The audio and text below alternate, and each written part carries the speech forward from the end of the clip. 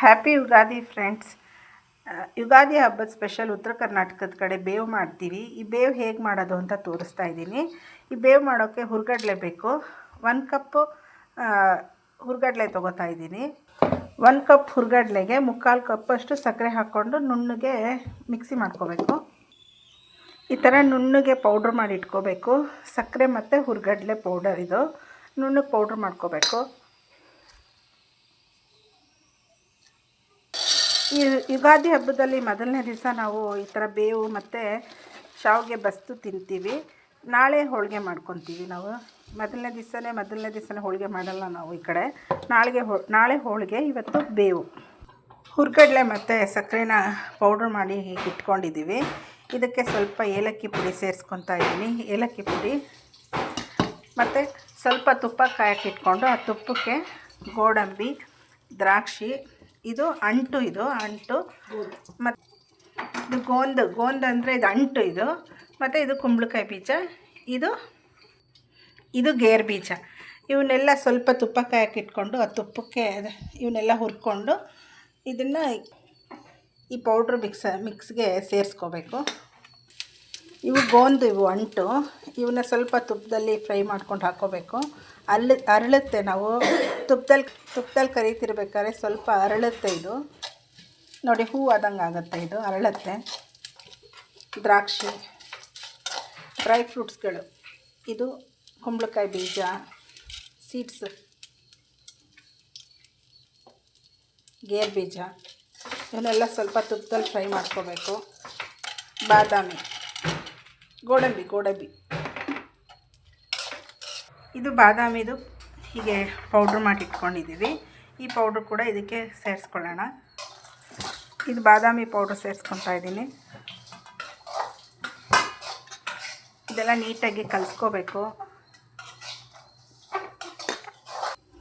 ಈ dry fruits ಎಲ್ಲ ಏನು ನಾವು ಫ್ರೈ ಮಾಡ್ಕೊಂಡಿದ್ದೀವಲ್ಲ, ಇದು ಸ್ವಲ್ಪ ಆರಬೇಕು. ಬಿಸಿದೇ ಪೌಡ್ರ್ ಹಿಟ್ಟಿಗೆ ಹಾಕೋಕ್ಕೆ ಹೋಗಬೇಡಿ, ಮೆಲ್ಟ್ ಆಗಿಬಿಡುತ್ತೆ. ಸ್ವಲ್ಪ ಬಿಸಿ ಆರಬೇಕಿವು.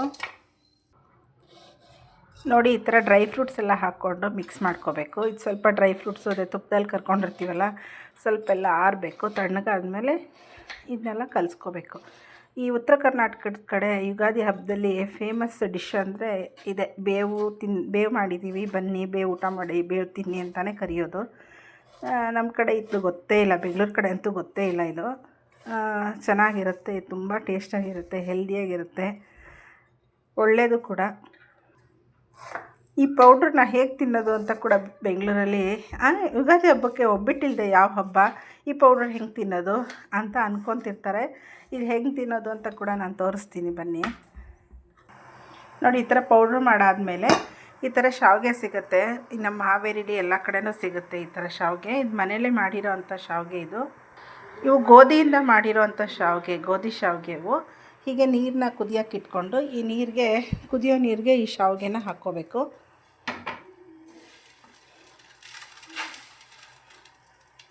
ನೋಡಿ, ಈ ಥರ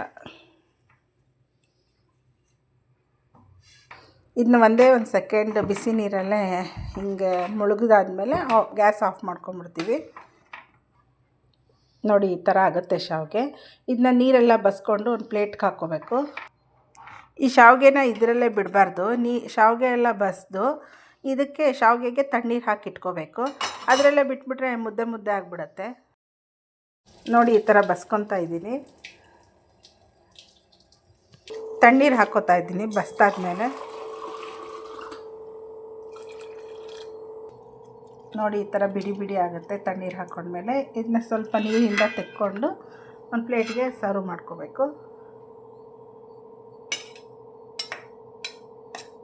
ನೋಡಿ, ಈ ಥರ ಪೌಡ್ರ್ ಮಾಡಿ ಏನು ಇಟ್ಕೊಂಡಿದ್ವಲ್ಲ, ಈ ಪೌಡ್ರನ್ನ 1-2 ಸ್ಪೂನಷ್ಟು ಹಾಕ್ಕೊತಾ ಇದ್ದೀನಿ.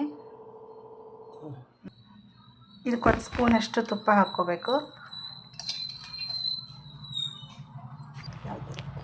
ಇದಕ್ಕೆ ಸ್ವಲ್ಪ ಹಾಲು ಹಾಕ್ಕೋಬೇಕು.